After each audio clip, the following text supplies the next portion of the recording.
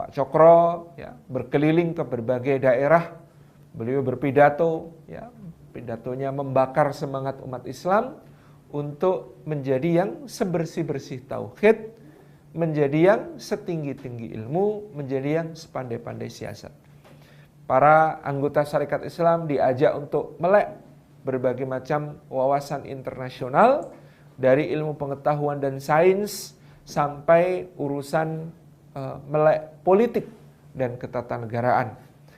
Sarekat Islam yang sangat besar ini, ya, yang memiliki jutaan anggota, yang anggotanya terbina, terdidik, terampil, ya, ini kemudian menjadi incaran dari kedatangan seorang tokoh komunis, ya, berasal dari negeri Belanda, kita kenal sebagai Meneer Sneevliet gitu ya.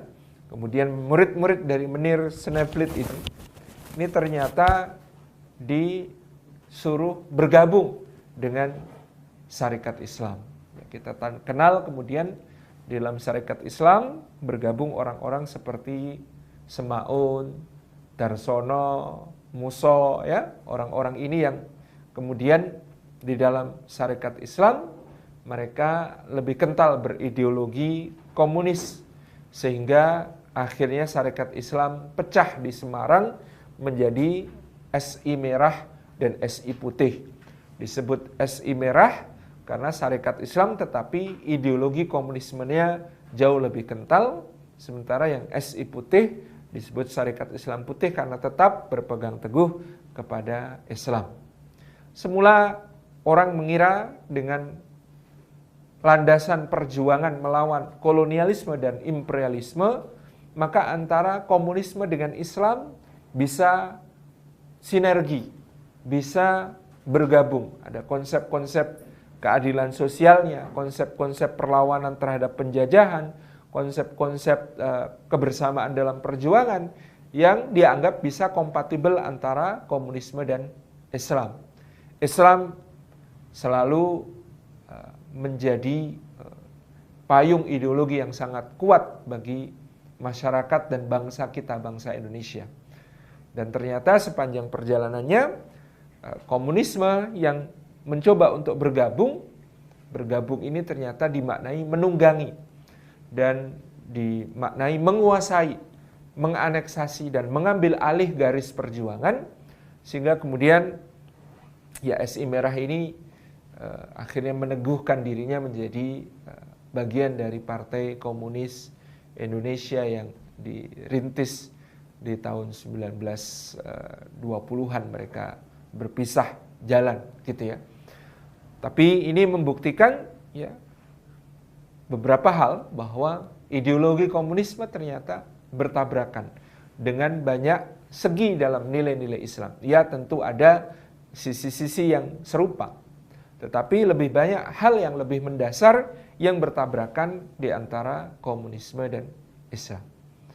Jadi mereka komunisme yang kemudian bertujuan untuk menganeksasi wadah perjuangan umat Islam, mengambil alih kendali haluan dari perjuangan umat Islam, ini kemudian terbukti gagal. Pada tahun 1925 PKI akhirnya kemudian merencanakan sebuah aksi pemberontakan yang kemudian juga ditumpas oleh kolonial Belanda. Nah, pengalaman dengan Sarekat Islam ya, masih kemudian dianggap sebagai satu model bahwa antara umat Islam dengan komunisme ini masih bisa menjadi satu ikatan perjuangan. Tetapi senantiasa ketika kemudian seakan bekerja sama, umat Islam selalu berada di pihak yang dirugikan. Terutama karena ternyata di bagian dari komunisme yang hadir ke Indonesia, ini juga mengambil ideologi ateisme atau sikap anti Tuhan dan anti agama.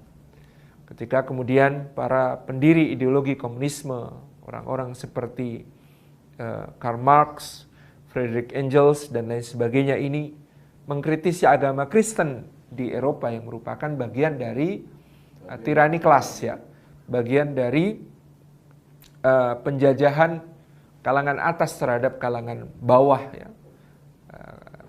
Ya, kaum proletar, kaum yang mencita-citakan persamaan dan kesamaan di segala bidang, ini juga di Eropa ya mau tidak mau berhadapan-hadapan dengan kaum agama, yakni Kristen, yang kemudian hendak melestarikan hegemoni para pemuka agama di atas kaum awam, ya. Karena hegemoni kaum agama kepada kaum awam tidak berbeda dengan hegemoni kaum feodal terhadap rakyat yang ada di bawahnya, dan itu yang bertentangan dengan cita-cita komunisme untuk menyamaratakan kelas, ya, untuk menghapuskan kelas menjadi satu satu ikatan saja, kebersamaan dengan sama rata sama rasa yang kemudian menjadi salah satu jiwa dari perjuangan komunisme.